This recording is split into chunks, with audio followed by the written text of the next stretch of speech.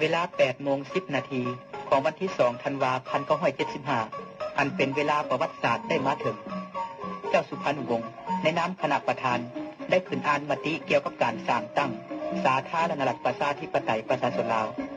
ทั่วกองประชุมสนั่นกล้องไปด้วยเสียงสนับสนุนเป็นคำทำอิฐในประวัติศาสตร์ของลาว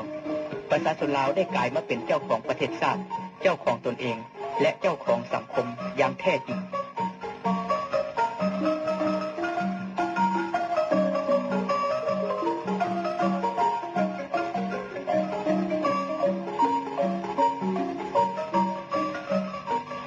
ในนามของคณะประธานท่านไกรสอนพรหมวิหารได้เสนอให้ที่ประชุมเลือกเอาเจ้าสุพรรณวงศ์เป็นประธานผู้ทำอิฐของประเทศสาธารณรัฐประชาธิปไตยประชาชนลาวย้อนว่าเจ้าสุพรรณวงศ์เป็นผู้มีคุณงามความดีอย่างหลวงหลายต่อชาติต่อประชาชน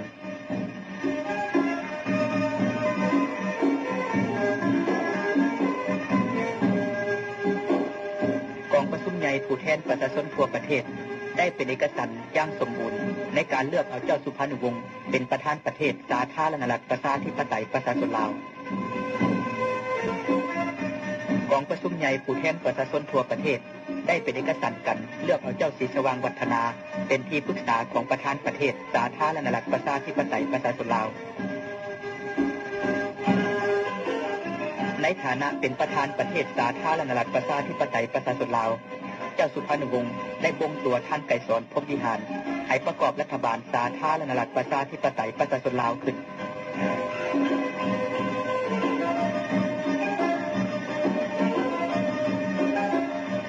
โดยเห็นว่าเจ้าสุวรรณภูมิมาเป็นนักการเมืองที่มีความเห็นและท่าทีสลัดเฉลียวเบิ่งกว้างเห็นไกลและยังมีเจตจำนงจะหับไส้ชาติหับไส้ประชาชนต่อไปดังนั้นกองประชุมใหญ่จึงได้เลือกเอาเพิ่นเป็นที่ปรึกษาของรัฐบาลสาธารณรัฐประชาธิปไตยประชาชนลาว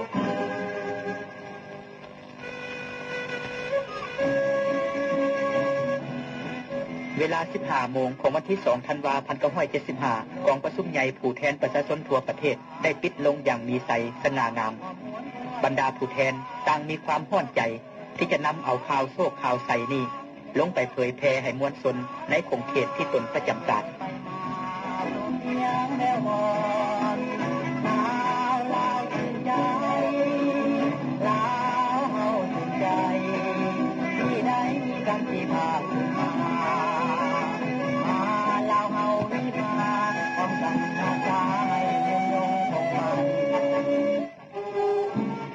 ในวันที่ 4 ธันวาคม 1975 ท่านศรีสนะศรีสารในนามคณะเลขานุการกองประชุมใหญ่ผู้แทนประชาชนทั่วประเทศได้ร่วมประชุมนักหนังสือพิมพ์ภายในและต่างประเทศเพื่อแจ้งเหตุการณ์สำคัญของประเทศชาติท่านได้แถลงต่อนักข่าวว่าโดยปฏิบัติตามความมุ่งมั่นปรารถนาของปวงชนลาวทั้งชาติและเพื่อตอบสนองความเรียกร้องต้องการอันรีบด่วนของประเทศชาติในระยะใหม่ของการปฏิวัติกองประชุมใหญ่ผู้แทนประชาชนทั่วประเทศได้ถือเรียกพร้อมประชุมนับตั้งแต่วันที่ 1 ถึงวันที่ 2 ธันวาคม 1975 ที่นครหลวงเวียงจันทน์กองประชุมใหญ่ได้มีมติลบล้างระบอบราชาธิปไตยและสร้างตั้งสาธารณรัฐประชาธิปไตยประชาชนลาวแทน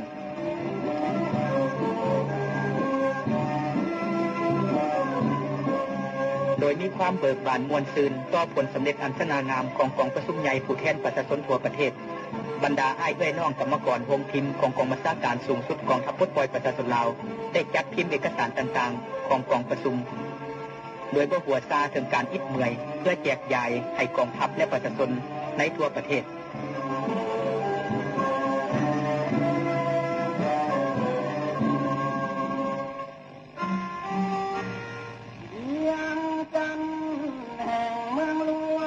คณะกรรมการปกครองปฏิวัติของประชาชนกำแพงนครเวียงจันทน์ได้จัดตั้งการร่วมชุมนุมอย่างใหญ่โตขึ้นซึ่งมีประชาชนทุกชั้นคน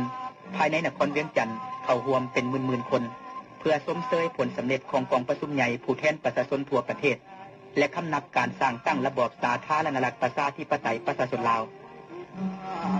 ในงานชุมนุมนี้ท่านเผ่าพิมพ์พจันทร์ประธานคณะปกครองปฏิวัติของประชาชนกำแพงนครเวียงจันทน์ได้ขึ้นกล่าวคำเห็นว่าแต่วันที่ 2 ธันวาคม 1975 เป็นต้นไปชาติลาวเฮา